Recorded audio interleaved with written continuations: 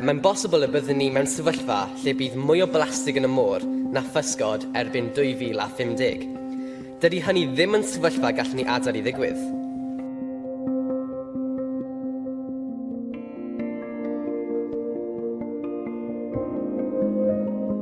Fel pwyllgor, rydym ni angen eich help chi.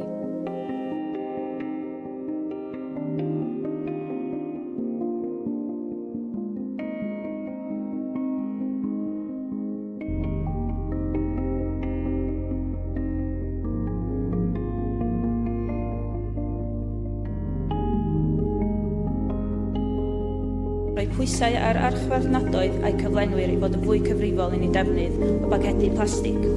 Y broblem o blastig defnydd sengl. Mae ganddyn ni'r potensial a'r gallu fel gwlad i wneud gwahaniaeth ar gyfer ein cenhedlaeth ni a chenhedlaethau'r dyfodol.